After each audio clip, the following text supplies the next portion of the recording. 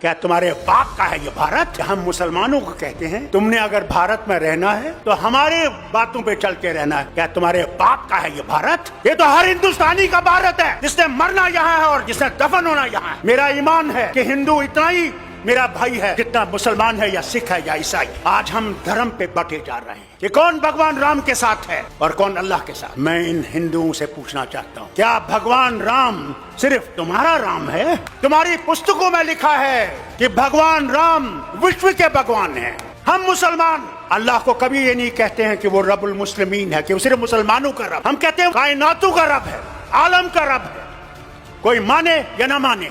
अगर हम ये समझते हैं कि इनको हम आसानी से हटा सकते हैं तो सच्चाई ये है, इनको हम आसानी से हटा नहीं सकते जब तक हमारे दिल साफ नहीं होंगे। अगर मैं ये समझूं कि सिर्फ मैं ही मैं हूं और दूसरा कुछ भी नहीं है तो ये कभी भी नहीं जाएंगे। आज हम ये सोचते हैं मोदी को निकाल के मैं प्रधानमंत्री बनूंगा। अरे पहले तो उसको निकालो, फिर प्रधानमंत्री की कुर्सी की सोचो। हमें अपने झगड़े भूल जाने। अगर हम अपने झगड़े नहीं भूलेंगे, मैं लीडरों से कहता हूं, तो फिर कभी भी हम इनको नहीं निकाल नहीं सकते। कि अगर हमने देश को बचाना है, पहले अपने आप को कुर्बान करना है। इस देश के लिए हमने कुर्बान करना है, कुर्सी के लिए कुर्बान नहीं करना। कुर्सी देश देगा और देश की कुर्सी देने वाला है और देश की कुर्सी से हटाने वाला है। अरे सच तो बोलो, कभी तो सच बोलो। क्या डर नहीं है मरने का?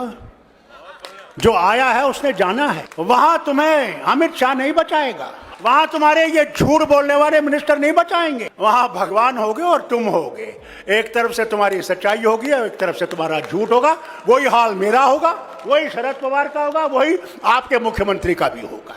हमारे यहाँ भी एक जमाने में फिरौन होता था और फिरौन अपने आप को खुदा कहता था। दिन में वो खुदा होता था, रात को जब रात होती थी तो फिर कहता था खुदा तू ही है, मगर मैं क्या करूं, मुझे इन्हें खुदा बना दिया है। अरे कुदरत से डरो, कभी तुम्हारा भी हशर ये ना हो जाए कि तुम सारे चीजों को लेकर उसी दरिया में डूब जाओगे। कोई धर्म बुरा नहीं है, इंसान बुरा है, धर्म बुरा नहीं है। तो अगर देश बचाना है तो हमें अपने आप को कुर्बान करके इस देश को बचाना है और इस मोदी सरकार को हटाना है कि ये कभी वापस ना आए। मैं इनसे कहता हूं, अगर ये वापस आएंगे तो अल्लाह ही जाने इस मुल्क का क्या होगा, वो खुदा ही जानता है। अब आपने दिखाना है और इस मुल्क ने दिखाना है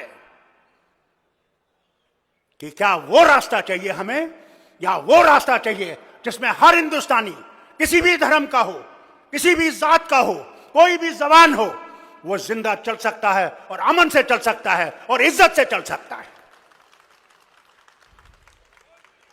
हमें अपने झगड़े भूल जाने हैं। अगर हम अपने झगड़े नहीं भूलेंगे, मैं लीडरों से कहता हूं,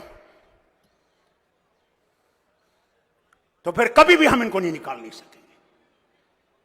पहला कदम हमने उठाना है कि अगर हमने देश को बचाना है, पहले अपने आप को कुर्बान करना है। इस देश के लिए हमने कुर्बान करना है, कुर्सी के लिए कुर्बान नहीं करना। कुर्सी देश देगा और देश की कुर्सी देने वाला है और देश की कुर्सी से हटाने वाला है। आज हम पे तलवार लगी हुई है, खड़ी है। हर जगह झूठ बोला जाता है।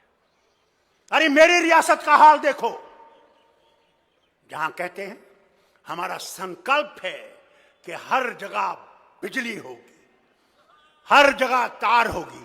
मैं इनसे पूछता हूं, आपका संकल्प तो बड़ा अच्छा है, आइए देखिए मेरी रियासत में श्रीनगर में बिजली है या नहीं। गांव की तो बात ही नहीं।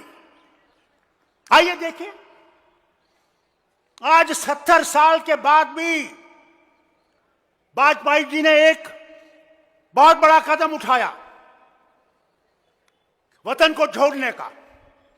सड़कें कश्मीर से कन्याकुमारी तक, महाराष्ट्र से बंगाल तक, पूरी ऐसी सड़कें होंगी जो यूरोप में नहीं हो सकती। आइए मेरी रियासत में देखिए, 30 किलोमीटर, 30 मील बानीहाल से रामबन तक